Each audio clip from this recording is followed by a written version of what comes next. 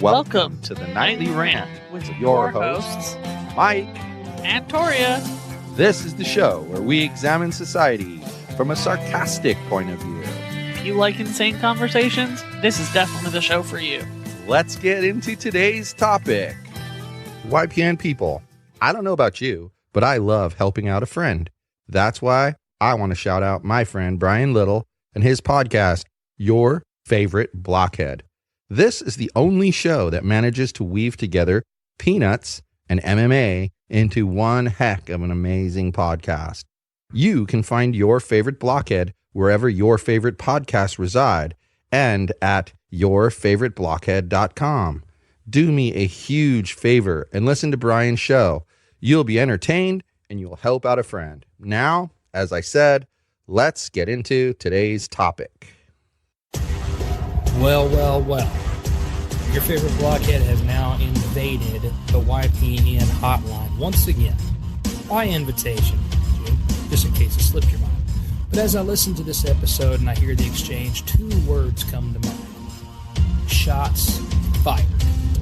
The shots heard around the podcasting world have been fired, and Michael Mahoney has ridden his gallant beans through the streets of Orange County screaming to the rooftops, "The Toryans are coming!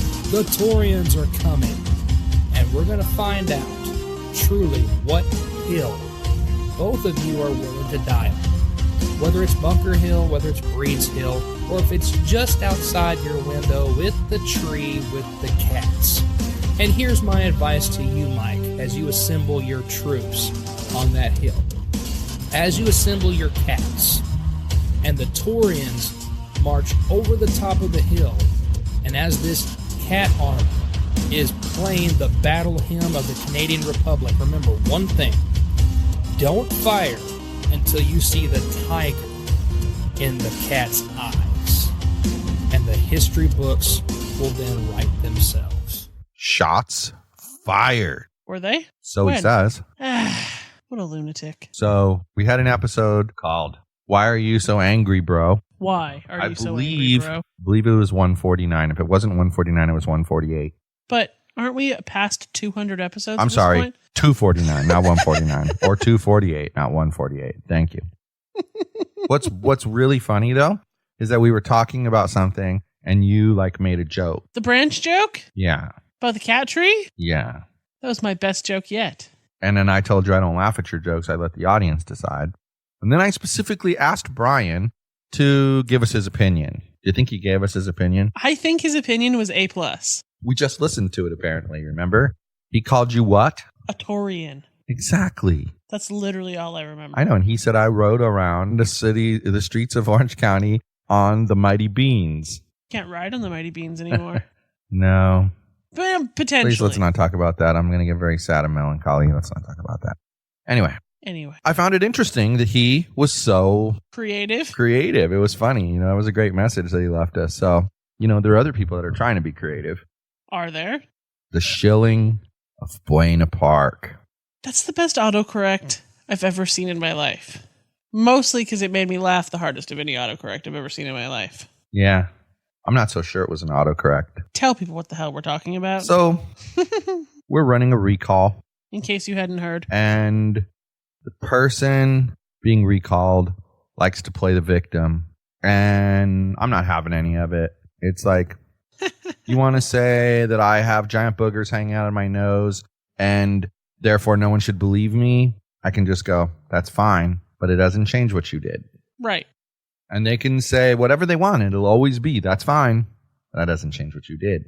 So it's a great way. You're just saying, you didn't answer the question. You don't answer the question. You don't address the question. Well, I'm going to keep asking you until you address the question. Essentially, all you're doing is, and? Yeah, and?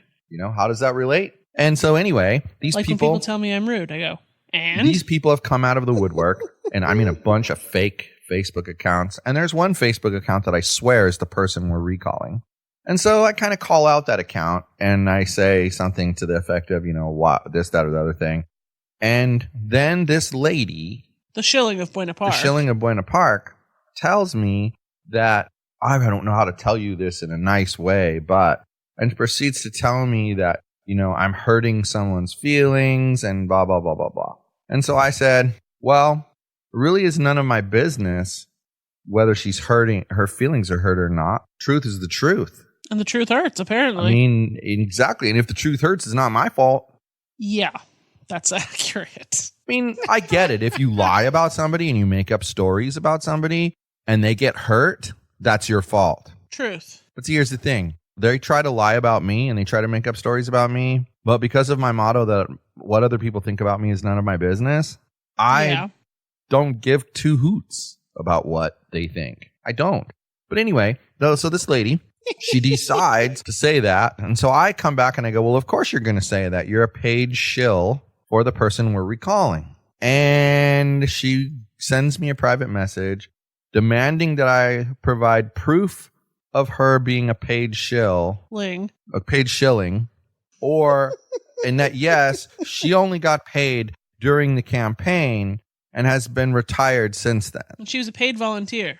She was a paid volunteer. And she demands that I either provide that evidence or apologize. And I responded with, and by the way, I'm not an elected official and I'm not going to stand for your bullying. And I said, well, okay, first of all, using the term bullying to describe what we're going through is an insult to everyone, including me, who's ever been bullied. Correct.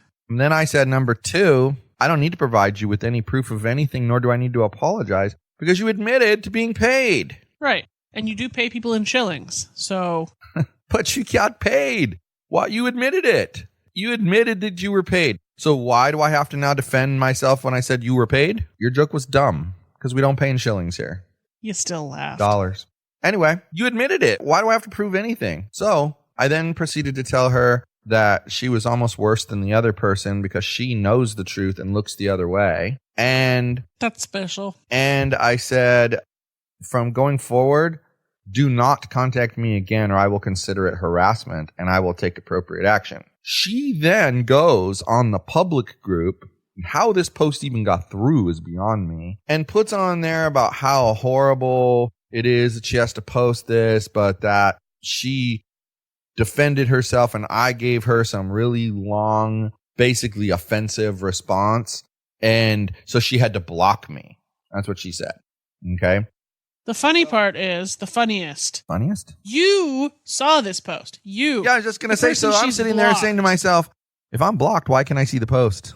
Why do I see the post if I'm blocked? But the best part is, in her message, she said that she had to post this post because in the previous thread, the administrator had turned off the comments, so she could no longer defend herself. And guess what she did, this person who believed she needed to defend herself? Turned off the comments so I couldn't defend myself because she didn't include my message. She only included hers. And she tried to say that I was a bully towards her and some other things that weren't very nice because she wanted to make me look bad. But the reality of the situation was that she didn't post the whole message. I messaged the admin. I'm like, hey, if you don't post my post, then at least you can take down the other person's post. So she took down that post and didn't approve mine. Fine. Yep. No problem. I honestly think that's the most reasonable way to handle it. No problem. Exactly. Because her post shouldn't have been there in the first place. And your post was a retaliation. Well, no, my post was a response, not a retaliation. That's what she called it, a retaliatory response. The original response. I'm glad I brought that to the top of your head. I then decided, okay, I'm just going to use the Buena Park News. I'm going to publish an editorial about what she did. And I did. I laid it out. But first, before I laid it out, I proved that she was paid. Of course. Proof. We have that. It's a thing. So enjoy. Yeah. So it was kind of intriguing to me that one thing that's intriguing to me is how people blindly just continue to follow somebody and believe them even when they know the truth about that person. And here's what I thought of today. It really kind of came to the forefront of my mind. These are the same people who would tell you how terrible Trump is and all of the people who support Trump because they know that he's a liar and they know that he did some underhanded things and yet they're still following him. Well, oh, I know. I've made that example like 6 times. Well, it's no different. Exactly. It's no different. So essentially, if you follow somebody blindly who you know to be a liar, you're an idiot. Pretty much. That's the consensus. All of those words led to that single sentence. And we keep hearing how, we're racist. I don't remember bringing race into this issue. The people that brought race into this issue did so immediately, by the way. Are the ones who were crying racism. When the message was delivered and the person was served at the city council meeting, 2 city council members stepped down from the dais and exercised their rights as citizens to speak. And both of them brought in race into the issue. Both of them. Because they're the worst. So they were the ones who brought race in. We were not the ones who brought race in. Nor have we ever brought race into the mix. It's not part of it. Race has nothing to do with it. It's unfortunate that that kind of thing gets played because, let's face it, it kind of goes back to a topic we sort of touched on once about how a lot of minorities, I do not doubt that they face racism. Not even a smidge do I doubt it. I don't. Okay. So we don't even need to talk about that part because I'm sure I don't doubt it. Do you doubt it? No. Okay, so we have concluded that they definitely face racism. So why, if we've concluded that they definitely face racism, can I say that why do they make the racist situation worse by everything anyone does screaming racism? I don't know. And a lot of minority groups do this. White people do it. My God, what am I talking about? Everybody does it. Yeah. Everybody does it. It's stupid when you think about it because you're actually experiencing racism in your day-to-day life. Uh-huh. Police officers harassing you because you're a certain type of person. Whatever. But you're some kind of racism. Go into the store and they watch you, but they don't watch other people because you're a certain race of person. All right. I get that happens to you every day. So then if you knock 2 books off the shelf and Alyssa says, who knocked the 2 books off the shelf? And I say that person right there and I give their name. Why is that racist? It's not. You know what I'm going to say to the next person who calls me racist? I'm going to say, I don't hate you because you're blank race. I hate you because you're a fucking idiot. I don't use the word hate, so that's okay. That's what I'm going to say to them. It's pretty strong. Well, if they're calling me a racist, they clearly believe that I hate them. Well, but I think that makes them a racist. I do too. But that's what I'm going to say to the next person who calls me a racist. Because their immediate reaction to being called out on knocking books off the shelf, which do you think they know they knocked the books off the shelf? Of course they know they knocked the books off the shelf. Yeah, if it was an accident and they didn't know about it, they would have just said, I didn't do that. Yeah, of course they know about it. So why do they need to go to the race card? Because they don't have anything else. There is no defense. There is no adequate defense. And calling somebody a racist is the ultimate defense. Apparently. It's the ultimate bad defense, though. It's just garbage. Well, but here's the thing. You're taught in debate classes to address the fallacy as a fallacy if you see one, but pretty much ignore it and stick to the argument. Because if they're presenting a fallacy as their defense, well, it's a fallacy. So it's not a defense. You can just keep going. Oh, like you said, and? Pretty much. The sky is blue. Well, the trash can is silver. And? And? What does that have to do with the price of tea in China, as they say, right? What does it have to do with the color of the sky? Yeah. And then you're like, the sky's blue. Well, but the bag on the door is orange. And? Like, when are you going to address the sky is blue? Never, because they don't want to address the sky as blue, because the sky is not the color they want it to be. Right. They can't make it the color they want, so they just don't address it. They keep going. That's a common thing that goes on in today's society. They just avoid the truth. They avoid answering the questions that would reveal if they were wrong. And you know what? Let's give them a huge benefit of the doubt. Let's say they really, truly think they're right. Yeah. But once they're presented with the evidence that clearly shows they're not right, why don't they have the courtesy to say, you know what? I was wrong. I made a mistake. You're right. Because people aren't capable. Literally not capable of those words. I mean, when you're wrong and you're proven wrong, just admit it. I think it's going to be interesting to see how things proceed because the next step is going to be getting the signature petition approved. What? Approved? Yeah, you have to format it a certain way. And you have to turn in the document. And the Secretary of State says, yay, it's good, or nay, you have to try again. Interesting. And once you get the yay, it's good, then you can go collecting signatures. And I think that is where the real battle is going to begin. Well, because I think she's going to get extra offended. And I think she's going to start to try to attack more. I'm not going to say what I really think because, honestly, it gives too much away. Okay. But let's just say we know a lot more than some people think we know. So I'm going to say, whoop, whoop.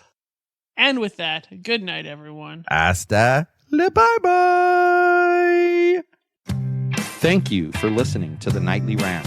If you enjoyed the show, please give us a 5-star rating on Apple Podcasts or Google Play.